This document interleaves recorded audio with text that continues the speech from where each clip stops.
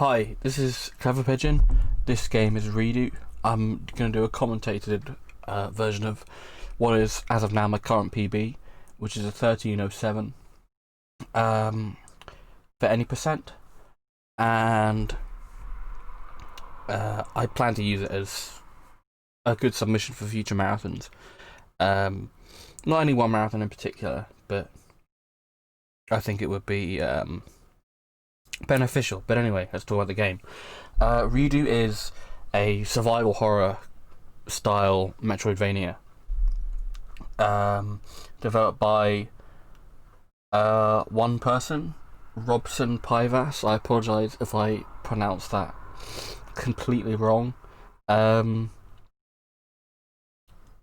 And it's different from a few more conventional Metroidvanias in that casually it's fairly slow paced and relatively small in scale.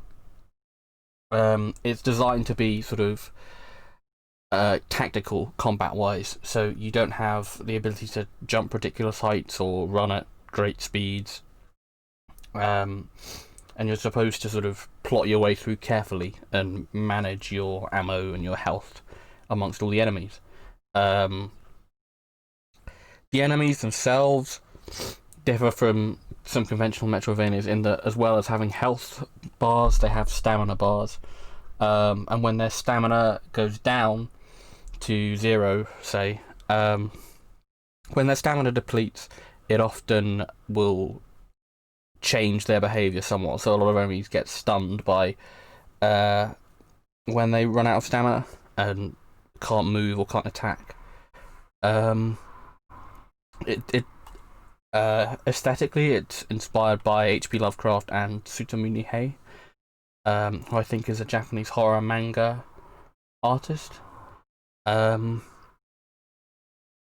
without further ado, let's get into the run. So we start off in a minute. There we go. We start off. You can see on the display. You can mash with both A and X, which is very handy to mash through extremely quickly. Rolling is the main form of movement because for some reason it's a lot faster than anything else. You can also see there you can buffer rolls in the air if you roll off of a platform. What you'll notice is that some of these enemies don't hurt me as I touch them. Only enemies with that red and white like crackling around them actually hurt you when they touch you. Otherwise, you can only get hurt by their attacks. So we can use that to our advantage to just speed right through a lot of enemies and not give them a chance to attack us. Here I grab the taser. I messed up my menuing a little bit and equipped it to a button I don't normally, but that's alright. The taser is very useful because it lets you hit those little blinking boxes that open doors. And the taser is required as a weapon to get because up here there is a box that is, you can see that's out of the range of any melee attack.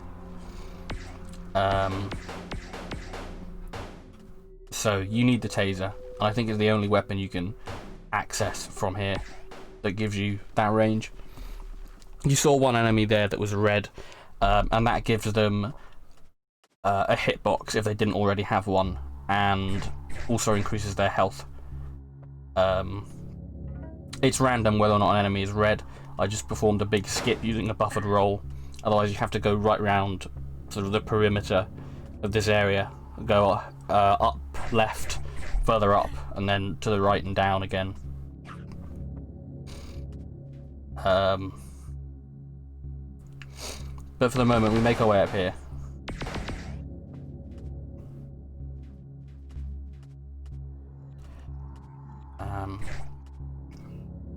Rolling's very handy. If you can roll across certain gaps if they are narrow enough. That was a boss enemy.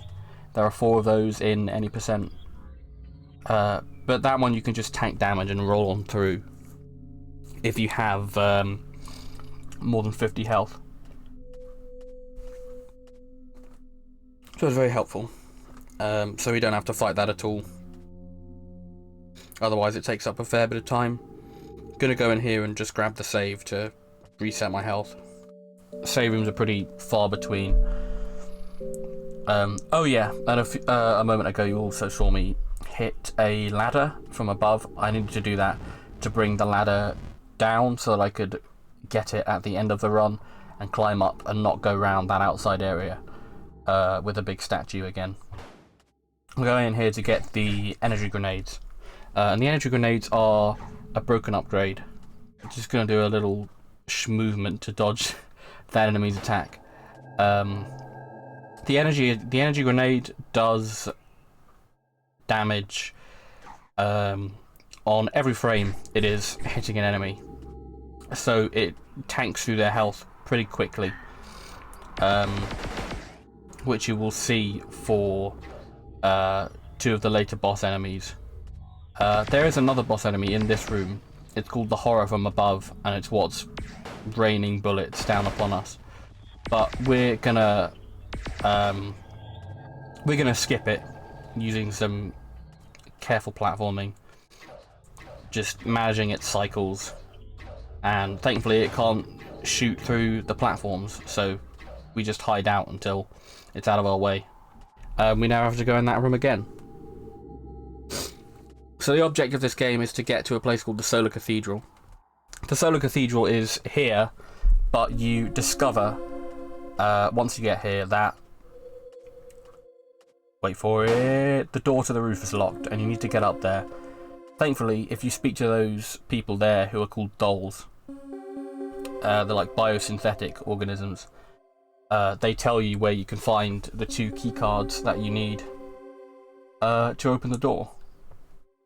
I'm not going to talk to them because I already know where they are. You also get a weapon there called the hand cannon, which allows you to get into the areas that contain the card keys. Otherwise there are little statues that block your path, and only the hand cannon can break them, so you need to go there. You need to go to the Solar Cathedral once before you can come back and open the door.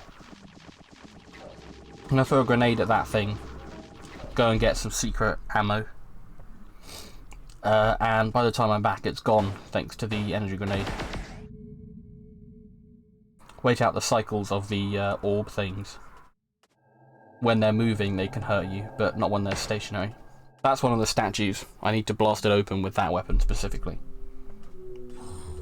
There's an invisible enemy there. If you roll under it, it can't hurt you, which is useful. But there is an upgrade that lets you see it, but it's really far out of the way for any percent, so we don't get it. We just remember where it is, and sometimes it can hit you if you're unlucky, depending on its placement and its movement. Sometimes it doesn't, so thankfully it didn't hit me there. They're always in roughly the same place, but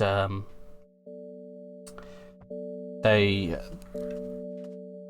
can move randomly just as they're sort of milling about. I'm gonna go and grab that save for the health. I'm on my way to boss number 3, which is God's Head is its name. Gonna be a minor jump scare warning in a few seconds, because this thing just lurches in from the left and starts chasing you. I think theoretically it would be possible to skip this, but it will chase you around this room for as long as you don't kill it. So it's really bad, really difficult to skip it completely. So we just take the time out to deal with it.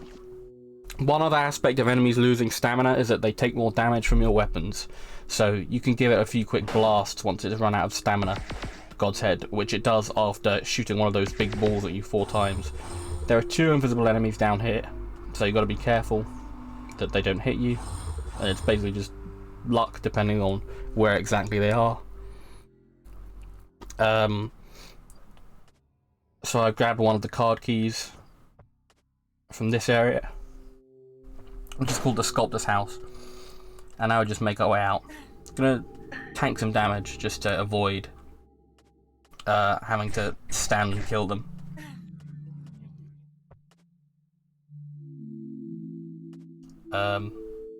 If you know the damage values of various different enemies or attacks, then you can use that to figure out how safe or how dangerous you can play, which is a neat aspect of this run.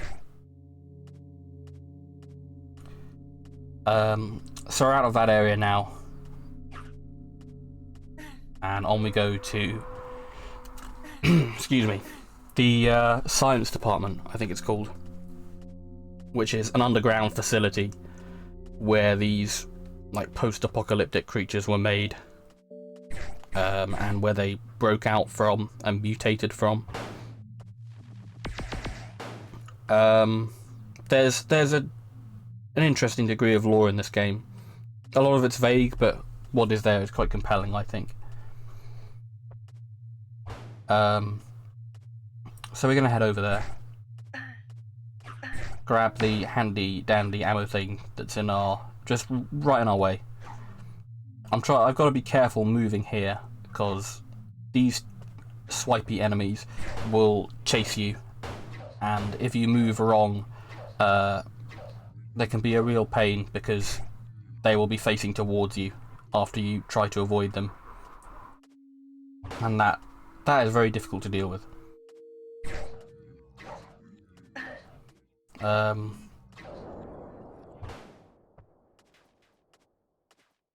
Yeah.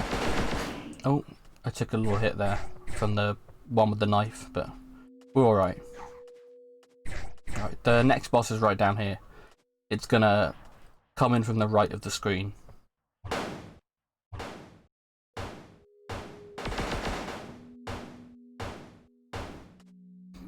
It's called the Crawler, for good reason. It crawls towards us and sort of tries to trap us in this corner.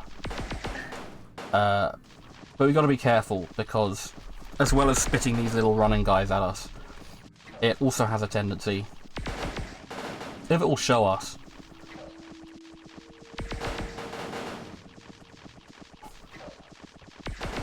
oh, okay. The RNG in this run, I guess I didn't see it at all. It spits like a huge wall of fire at you, which is why you saw me going back into the corner so frequently. Because if it spit that, like it has a very, very long range. Its fire attack, so you've got to keep your distance when it might be about to do that. That's card key B.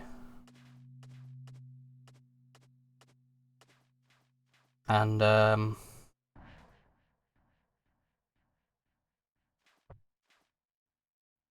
we're off. Just playing it a little safe there with that thing. I can't remember how much damage it does exactly, but it's worth playing it safe. I took that there because the projectile off of that like theatre mask looking enemy is always 20 damage. And just roll past these before they even get a chance to fire something.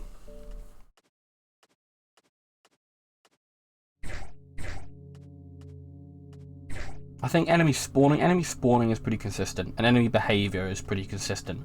It's just that they can randomly move, like, left or right, some of them. So that's the ladder I opened up earlier.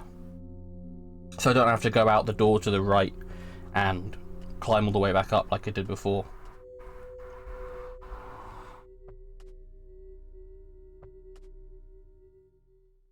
Up through here.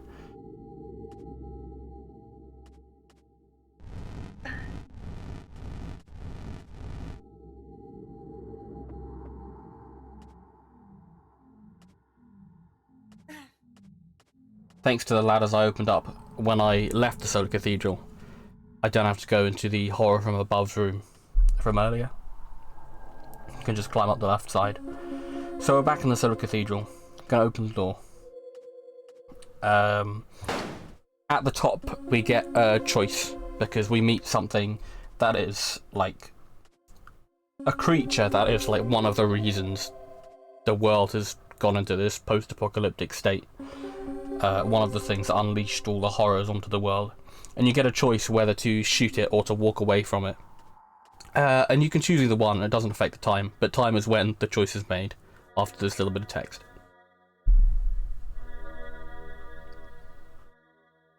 And time.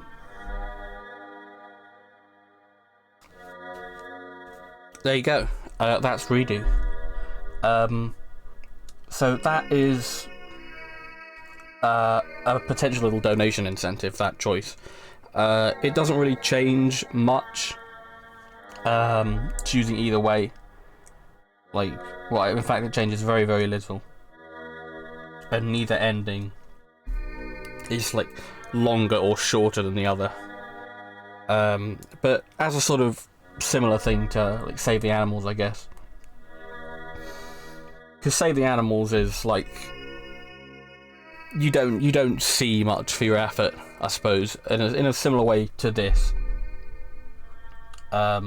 Making your choice doesn't affect what you see out of it too much, but I don't know, if people are into it, then people are into it.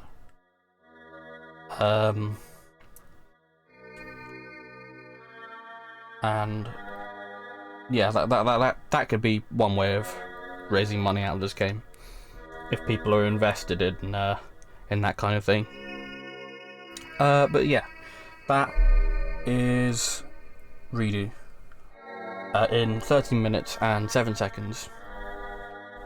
And thanks very much for watching. Let me think if I've got anything else to say about it.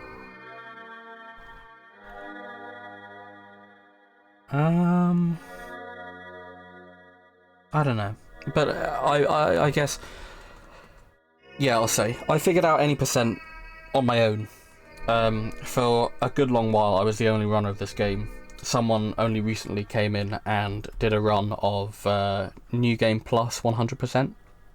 But any percent, the strats, the routing, everything, it's all me. And I'm very proud of what I've done with this game. It's not a particularly big project, but it is the biggest one that I've worked on by myself. Hello VLC. And I'm pleased with the work that went into it. I started running this game when it was still in early access on Steam, and I worked with the changes that came to it as it got updated, and now in this final version. Well, supposedly there's going to be like another update in a few months that might change a couple of things. But in this, like, I guess 1.0 version, you could say, I'm pleased with what's gone into it. I think this game is a worthy showing. Sorry, I know it was a bit of a lengthy spiel, but I quite like talking about these things, you know. Anyway, thanks very much for watching. And to whatever marathon I am submitting this to, thanks for considering Redo. I do appreciate it a lot, and I'd love to give this game a showing and raise its profile a little bit, because I think it deserves it. I think it's a cool speed game, and it's a cool game casually. So yeah, thanks very much, and see you around.